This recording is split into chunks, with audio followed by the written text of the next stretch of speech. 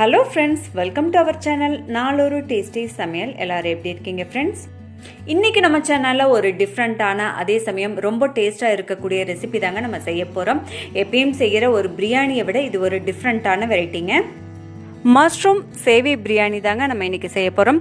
ஆக்சுவலா பிரியாணி செய்யறது பாத்தீங்கன்னா கொஞ்சம் டைம் எடுக்கும். ஆனா இந்த பிரியாணி அந்த மாதிரி இல்லைங்க. ரொம்பவுமே குயிக்கா செய்யக்கூடிய ஒரு பிரியாணி. பொதுவாக பார்த்தீங்கன்னா நம்ம பிரியாணி வந்து சீரக சம்பா அரிசி இல்லை பாஸ்மதி ரைஸ் இதில் வந்து நம்ம செய்வோம். ஆனால் நம்ம இன்னைக்கு செய்கிற பிரியாணி பார்த்தீங்கன்னா சேவையில் செய்ய போகிறோங்க. இப்போ தேவையான பொருட்கள் பார்த்தீங்கன்னா சேவை நான் 400 கிராம் எடுத்திருக்கேங்க. அதுக்கப்புறம் பார்த்தீங்கன்னா மஷ்ரூமும் 400 கிராம் அளவுக்கு எடுத்திருக்கேங்க. மஷ்ரூம் பார்த்தீங்கன்னா இந்த மாதிரி சின்ன சின்ன பீஸாக கட் பண்ணி வச்சுருக்கேங்க. அதுக்கப்புறமா பார்த்தீங்கன்னா கரம் மசாலா தூள், இஞ்சி பூண்டு பேஸ்ட், மிளகுத்தூள், வரமிளகாய் தூள், கட் பண்ணி வச்சிருக்கிற தக்காளி, புதினா, வெங்காயம் கட் பண்ணி வச்சிருக்கேங்க. அதுக்கப்புறமா தேவையான அளவு எண்ணெய், அதுக்கப்புறமா பார்த்தீங்கன்னா தேவையான அளவு உப்புங்க. இப்போ ட்ரையாக தாளிக்கிறதுக்காக ஒரு 5 மசாலா பொருட்கள் எடுத்திருக்கேங்க. முதல்ல பார்த்தீங்கன்னா மராட்டி மொக்கு 2 எடுத்திருக்கேன். அதுக்கப்புறமா ரோஜா மொக்கு கொஞ்சமாக எடுத்திருக்கேங்க. 2 ஏலக்காய், கல்பாசியும் கொஞ்சம் எடுத்திருக்கேங்க. பிரியாணி இலை 2 எடுத்திருக்கேன். இதை அப்படியே தாளிப்பில் நம்ம சேர்த்திக்கலாம். ஓகேங்க, பிரியாணி செய்ய ஆரம்பிச்சுக்கலாம். அதுக்கு நான் முதல்ல அடுப்பில் வந்து ஒரு அடிகனமான கடாய் வச்சுருக்கேங்க. கடாய் சூடானதும் ஒரு 6 டீஸ்பூன் அளவுக்கு எண்ணெய் விட்டுக்கலாம். பிரியாணிக்கு பார்த்தீங்கன்னா எண்ணெய் கொஞ்சம் தாராளமாக விட்டாதாங்க நல்லாயிருக்கும்.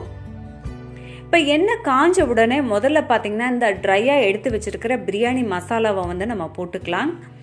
போட்டுட்டு ரொம்ப கருக விட வேண்டாங்க, லைட்டாக வதக்கினா போதும். அடுத்ததாக பார்த்தீங்கன்னா பெரிய வெங்காயம் 2 எடுத்திருக்கேங்க. நல்லா நீல வாக்கில் வந்து கட் பண்ணி வச்சுருக்கேன். அதை சேர்த்திக்கலாம். வெங்காயம் நல்லா ஒரு லைட் ப்ரௌன் கலர் வர வரைக்கும் வதக்கிக்கலாம். அடுத்ததாக தக்காளி சேர்த்திக்கலாங்க. தக்காளி பார்த்தீங்கன்னா நல்லா பெரிய சைஸாக வந்து 2 பழம் எடுத்தங்க. 2மே நல்லா பொடியாக கட் பண்ணி வச்சுருந்தேன். அதை வந்து சேர்த்திக்கலாம். தக்காளியும் பார்த்தீங்கன்னா நல்லா ஸ்மாஷ் ஆகிற வரைக்கும் வதக்கிக்கலாங்க.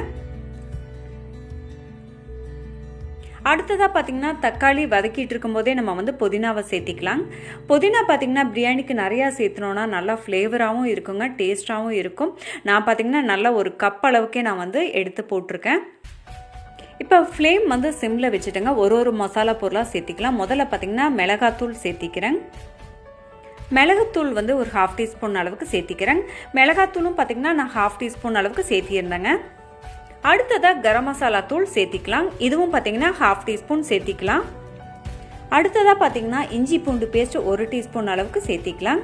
இஞ்சி பூண்டு பேஸ்ட் பார்த்தீங்கன்னா முதல்ல அரைச்சி நான் ஸ்டோர் பண்ணி வச்சுப்பேங்க பாட்டிலில். இப்போ எல்லா பொருளையும் சேர்த்து நல்லா வதக்கிக்கலாங்க. இந்த பிரியாணி பார்த்தீங்கன்னா மற்ற பிரியாணி அளவுக்கு ஈக்குவல் டேஸ்ட்டில் இருக்குங்க. அதாவது சிக்கனில், மட்டனில், வெஜ்ஜில் நீங்கள் வந்து செய்கிற அளவுக்கு ஈக்குவல் டேஸ்ட்டோடு இருக்கும். ஒரு டிஃப்ரெண்ட்டான ஒரு குயிக்காக செய்யக்கூடிய பிரியாணின்னு சொல்லலாம். ஓகேங்க, இப்போ முக்கியமான பொருள் போட்டுடலாம். மஷ்ரூமை தாங்க சொல்கிறேன். இப்போ கட் பண்ணி வச்சுருக்கிற மஷ்ரூமை வந்து சேர்த்திக்கலாம். இப்போ மஷ்ரூம் சேர்த்துன அப்புறம் பார்த்தீங்கன்னா இதுக்கு மட்டும் வந்து உப்பு சேர்த்திக்கலாங்க. அதுக்கப்புறமா சேவை சேர்த்தும் போது அதுக்கு தனியாக நம்ம உப்பு போட்டுக்கலாம். இப்போ மஷ்ரூம்லேயே பார்த்தீங்கன்னா கொஞ்சம் தண்ணி விடுங்க. இப்போ இந்த தண்ணி சுண்டுற அளவுக்கு வந்து மஷ்ரூமை வேக விடலாம். மஷ்ரூம் ஆனால் சீக்கிரம் வெந்துருங்க. பார்த்தீங்கன்னா தண்ணி நல்லா சுண்டிடுச்சுங்க. இப்போ இந்த சமயத்தில் வந்து சேவையை சேர்த்திக்கலாம். நான் பார்த்தீங்கன்னா ஒரு பாதி அளவு சேவை இதில் சேர்த்திக்கிறேன். இப்போ சேர்த்தி இருக்கிற சேவையை வந்து நல்லா கிளறி விட்டுக்குங்க. மசாலா நல்லா எல்லா பக்கமும் வர மாதிரி கிளறி விட்டுக்குங்க. இப்போ பாதினா நம்ம சேர்த்திருக்கோம், மீதியை வந்து இது நல்லா கிளறின அப்புறமா சேர்த்திக்கலாங்க. ஃப்ளேம் பார்த்தீங்கன்னா லோவில் வச்சுக்கோங்க.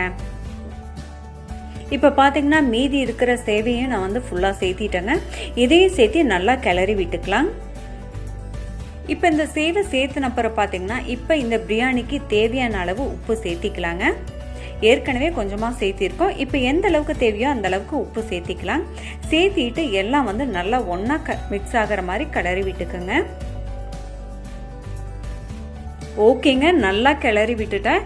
இப்போ பார்த்தீங்கன்னா மஷ்ரூம் மசாலா எல்லாமே சேவையோட நல்லா கலந்து வந்திருக்கு. ஃபைனலி மஷ்ரூம் சேவை பிரியாணி ரெடி ஆயிடுச்சுங்க. அடுப்பு ஆஃப் பண்ணிட்டு ஒரு பவுலில் மாற்றி வச்சுக்கோங்க. ரொம்பவுமே குயிக்காக ரெடி ஆயிடுச்சுங்க. ஓகேங்க, ரெடியான மஷ்ரூம் சேவை பிரியாணியை பரிமாறுறேன். மஷ்ரூம் சேவை பிரியாணி பார்த்தீங்கன்னா ரொம்பவுமே நல்லா வந்திருக்குங்க. ரொம்ப நல்லா டேஸ்ட்டாகவும் இருக்குது. காரம் பார்த்தீங்கன்னா அளவாக இருக்குங்க.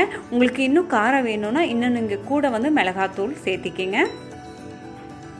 இந்த பிரியாணிக்கு ஒரு மேட்சான காம்பினேஷன் பார்த்தீங்கன்னா ஆனியன் ரைத்தா தாங்க. ஆனியன் ரைத்தாவையும் கூட பரிமாறுறேன்.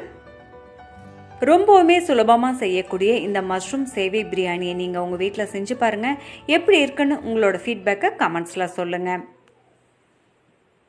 உங்களை நான் மற்றொரு டேஸ்டியான சமையல் ரெசிபியோட சந்திக்கிறேன். அது வரைக்கும் பாய் ஃப்ரெண்ட்ஸ். இந்த வீடியோ உங்களுக்கு பிடிச்சிருந்ததுன்னா லைக் பண்ணுங்கள், ஷேர் பண்ணுங்கள். நம்ம சேனலை இது வரைக்கும் நீங்கள் சப்ஸ்கிரைப் பண்ணலையா, மறக்காமல் சப்ஸ்கிரைப் பண்ணிவிடுங்க. நோட்டிஃபிகேஷனுக்காக பெல் சிம்பிளை ப்ரெஸ் பண்ண மறக்காதீங்க.